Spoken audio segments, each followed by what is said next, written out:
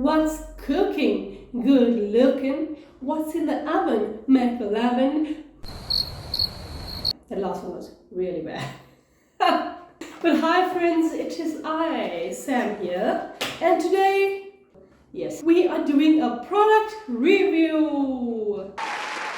No, it's not a hair product review. Well, it is a hair product, but it's Battle of the Brushes. Today I'm going to see how well a wet brush does against a normal brush I bought at Discount. And I want to know if the money is where the mouth is. Now, if this brush is some miracle, it's a miracle. I will 100% say yes, go on. But you know me, I'm a cheap ass, so I love a good bargain.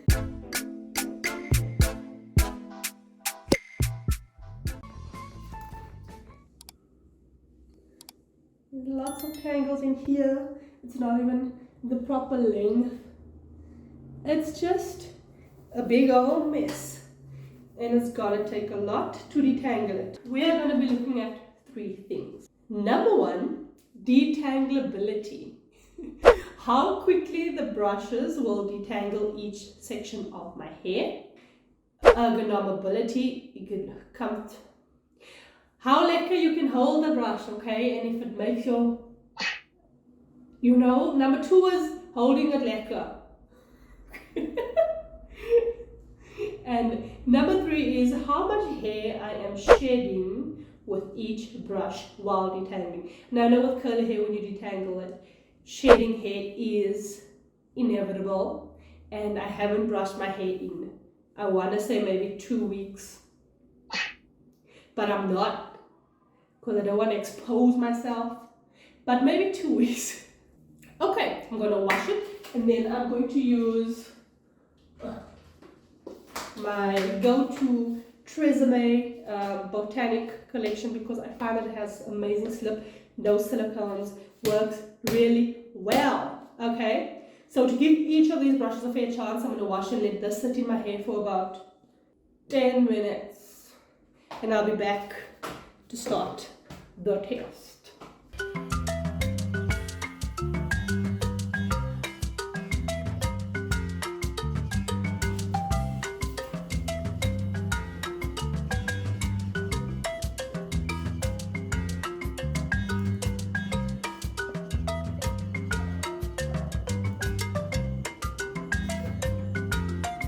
"2,000 years later. I am finally done detangling my hair with the 2 different brushes. And as I mentioned, we're going to be discussing the 3 things. Number 1 is detangleability. Is that a word? Let's just say detangling. They both detangled really well. They really did. The one thing that the wet brush did, however, it really struggled to remove the small, tiny snags. You know those tiny little snags that, and I think that is what,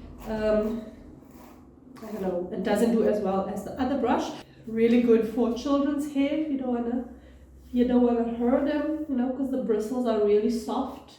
Another thing that the brush did was, it would tangle together, like these small parts would get stuck together, and it would pull the hairs. It pulls and it tugs a little, and I don't enjoy that very much.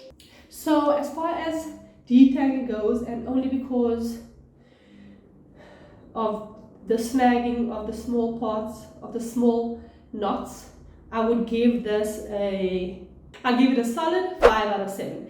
Detangling, as far as this goes, it detangles really well. I think that it's a little bit harder on my hair because the bristles are not as flexible as that brush. So when it glides through your hair, it doesn't have as much give. But the good thing about that is that because it doesn't have as much give, it goes through the knots much easier.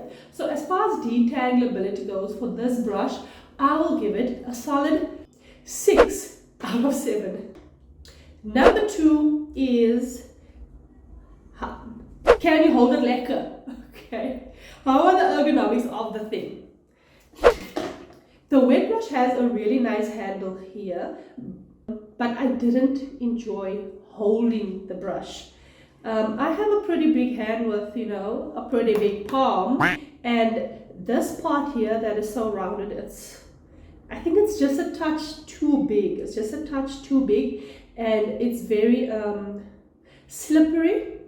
That's what she said. The detangling process didn't take that long, but my hands started cramping. Like, I know that if this brush had taken any longer to detangle my hair, I would have been like, phew, carpal tunnel is real. So as far as ergonomics goes, this one I would really give it a 3 out of 7.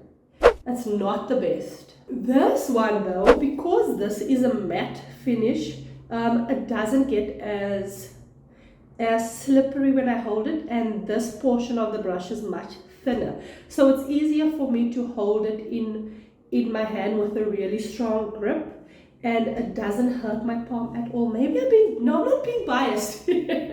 I'm not being biased because I've been using this brush for a while, but it's much easier for me to hold it and grip it, and my hand didn't pain at all. So as far as ergonomics goes, I'll give it a solid 6 out of 7. The shedding. So both of these I didn't shed very much. I would say, however, that I shed a little bit more hair with the disc and brush than I did with the wet brush. And I said the wet brush was much more gentle on my hair because of those flexible bristles, and because the bristles didn't have as much give with the disc and cheat brush, a bit more hair was stuck in the brush at the end of the detangling.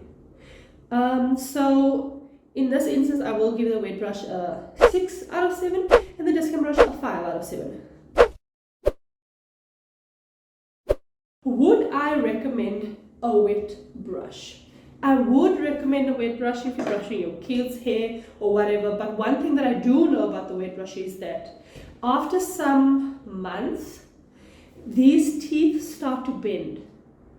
And when they start to bend, they start to tug more easily. But because they bend easily, that thing that I showed you where they get stuck together happens more frequently. I just think that is something you should consider. Durability or whatever, this brush I have had for months and months and months, and it's very durable. It ain't going anywhere. It gets the job done. As far as using it on kids' hair, I would recommend the wet brush as opposed to this because it doesn't have much give. So overall, I would really recommend going to Disc and buy yourself a 32 rand brush instead of paying so much for a wet brush that really does do more or less the same thing. If you enjoyed this video, give me a thumbs up. If you didn't, give me a thumbs down because all thumbs matter. Thank you, bye!